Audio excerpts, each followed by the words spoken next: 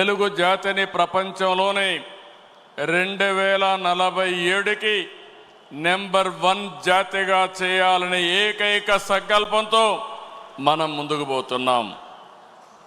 Knowledge, technology, entrepreneurship కలిగిన యువత ప్రపంచంలో నా తెలుగు కుటుంబాన్ని నెంబర్ 1 చేస్తారు. ఇది నా విశ్వాసం. ఇది జీవితంలో గుర్తుపెట్టుకోండి. ఇది సిబిఎన్ కోట్ అని చెప్పి కూడా నేను మీ అందరికి విజ్ఞప్తి చేస్తున్నా.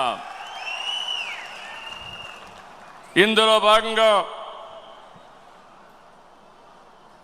మీరు చూస్తే రాబోయే 40 సంవత్సరాలకి ఒక రోడ్ మ్యాప్ని రూపకల్పన చేసుకున్నాం.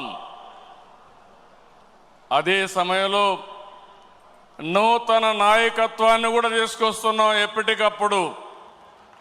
ఇంకో పక్క 6 శాసనాలు చేసుకుంటున్నాం. ఈ 3 కలిపి ముందుకు తీసుకుపోవాల్సిన బాధ్యత మనందరిది. ఎప్పుడు కూడా నాకు తెలుగు జాతి నెంబర్ 1. నా జీవితంలో తెలుగు జాతి కోసం మళ్ళీ అంటూ ఒక జన్మ ఉంటే తెలుగు గడ్డపైనే పుడతానని మరొక్కసారి మీ అందరికీ విజ్ఞప్తి చేస్తున్నా. అదే మారిగా ఈరోజు నా ఆలోచన, ఇది నెరవేర్చేది పార్టీ కార్యకర్త. అందుకే కార్యకర్తే అధినేత.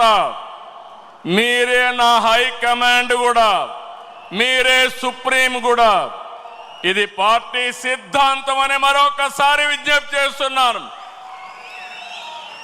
వేదిక పైనుండే నాయకులు కానీ మీరు కానీ అందరం గుర్తుపెట్టుకోవాల్సింది, పార్టీకి సాధారణ కార్యకర్త ఎప్పటికీ శాశ్వతంగా సుప్రీంగా ఉంటాడని చెప్పి కూడా నేను మీకు తెలియజేస్తున్నా.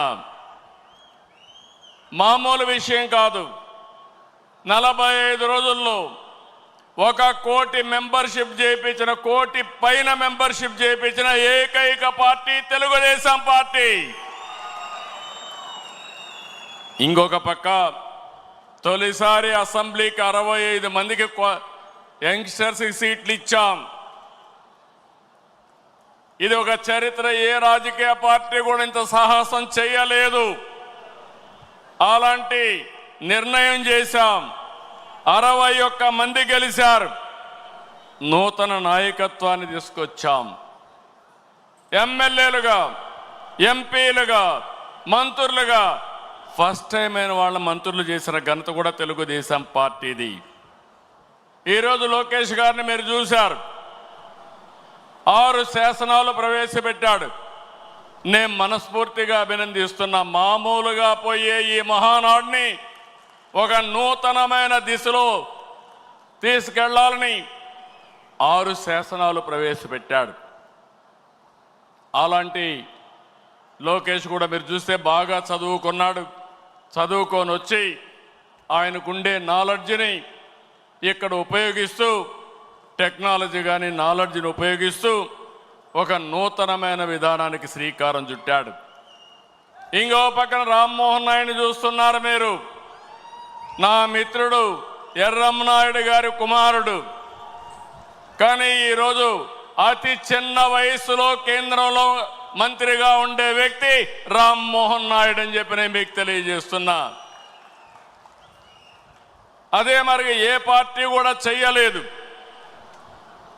ఒక సాధారణమైన కార్యకర్త కొడుకు వెంకట్రాజు, ఆయన్ని ఎమ్మెల్యేగా చేశాం. ఒక సాధారణమైన కార్యకర్త అప్పలనాయుడు ఒక ఎంపీగా చేశాం.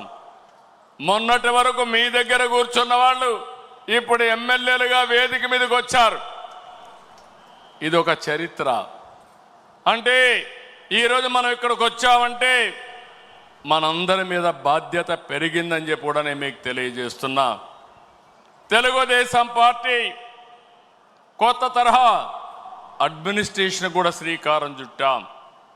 ఒకప్పుడు పార్టీ గ్రామ శాఖ, మండల శాఖ, జిల్లా శాఖ, రాష్ట్ర శాఖ ఉంటే కొత్తగా ఎన్నికల్లో ప్రాధాన్యత ఇవ్వడానికి, బాధ్యత ఇవ్వడానికి క్లస్టర్, యూనిట్, బూత్, కేఎస్ఎస్ తీసుకొచ్చాం. ఎప్పటికప్పుడు ప్రజాభిప్రాయాన్ని తీసుకుంటున్నాం.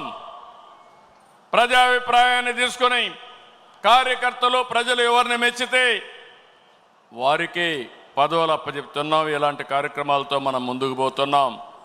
నేను ఈ మహానాడులో మీ అందరికీ విజ్ఞప్తి చేస్తున్నా. 43 సంవత్సరాలుగా తెలుగుదేశం పార్టీ జెండా రెపరెపలాడుతా ఉందంటే దానికి కారణం త్యాగాలు చేసిన మీరేనని చెప్పి మరొక్కసారి విజ్ఞప్తి చేస్తున్నాను. అందుకే 2025 మహానాడు, కడప మహానాడు కార్యకర్తనే అధినేతగా సుప్రీంగా గౌరవించి భవిష్యత్తులో మీ యొక్క సంక్షేమం, సాధికారత కోసం పనిచేస్తామని చెప్పి కూడా నేను మీకు తెలియజేస్తున్నా.